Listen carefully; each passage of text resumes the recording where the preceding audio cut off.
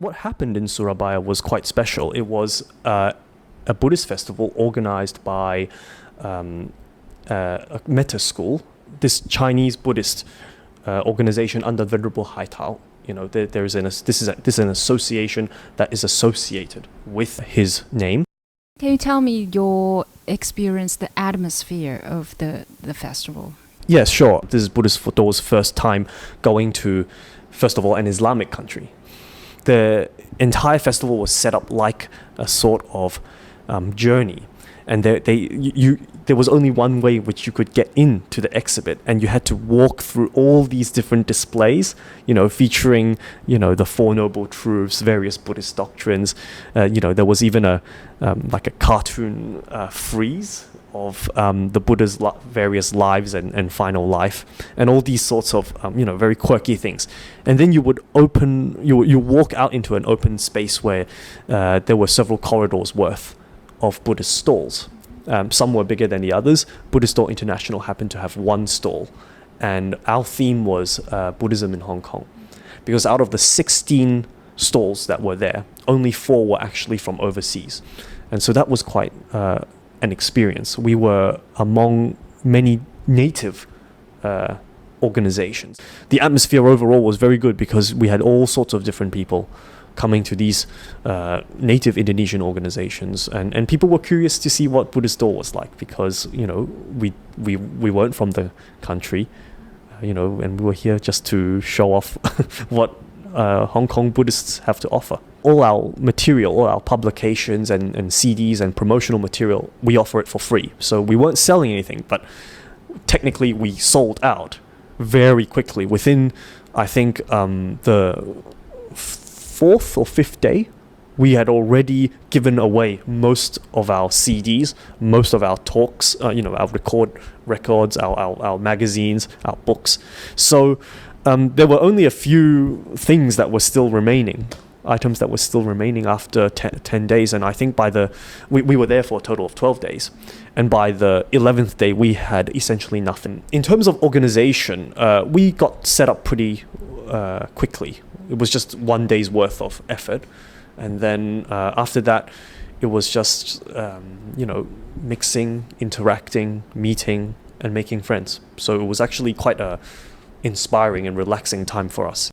Can you talk something about the festival, the history, Buddhist history? Well, it's interesting because from what I know and from what our new friends in Indonesia have told us, Buddhism is actually very old. It's a very old religion in the country, and there has been a long history of Chinese migrants coming to Indonesia ever since the medieval period. You could look at Borobudur.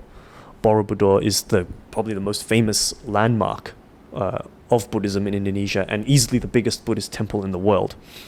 And they have a long history of absorbing the teachings and the traditions from South Asia. The greater region of Southeast Asia, has been sort of like a sponge, sort of absorbing all the transmissions coming out of India and out of Sri Lanka. But because of Indonesia's, position as an archipelago, as a maritime sort of destination, they've also been absorbing northern influence from China. And so they've got a very interesting blend of Theravada, Mahayana, and Vajrayana teachings. And of course, in the past, this was interrupted with Islamic conquest, the arrival of the Dutch, but all three major religions of Christianity, Islam, and Buddhism still survive, obviously, in Indonesia. And so when the Republic of Indonesia was established by Sukarno, he declared that all religions in the country would enjoy equal support and enjoy minimal interference from the state, even though it was going to be an Islamic republic. And so I think without this sort of infrastructure, Buddhism would not have persisted.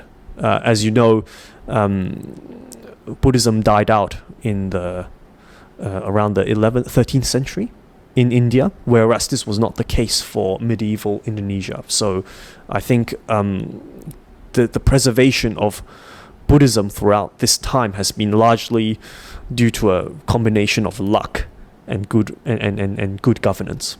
The festival itself was held in a hall, in a convention hall, in a shopping mall. So anyone could go. It wasn't just for Buddhists, even though there were Dharma talks, there were performances. I think, of course, those would have been more tailored towards Buddhists, but when it came to the actual exhibition and walking through, I think it was just an invitation, really, for anyone. And obviously, the vast majority of people in that shopping center would have been Islamic, would have been Muslim. The festival, in a nutshell, is special because it speaks to a unique identity amongst Indonesians. Very few Indonesians consider themselves Buddhists overall. Yet it also speaks to all Indonesians. It was not an exclusive festival of any kind.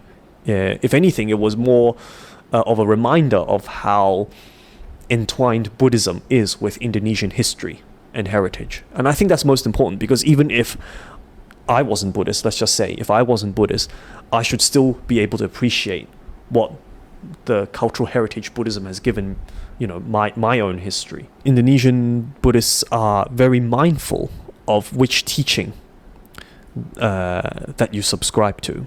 One of the questions that I got a lot was, what school do you follow? What tradition do you follow? What vehicle do you follow? I think it might be in part related to this search for identity, to this issue of identity. We're talking about, Buddhist identity in Indonesia, relations with the Islamic majority, and this exploration of what it means to be a Buddhist, because a Buddhist is a very broad term.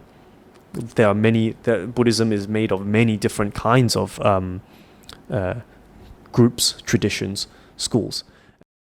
This was one of the most interesting experience we've ever had for Buddhistdoor International, and I'm hoping we'll be able to do many of these exhibits across the world in the future, because it really builds bridges. It helps us connect with other Buddhist friends, brothers and sisters. It also helps us to bring our own voice into the wider community.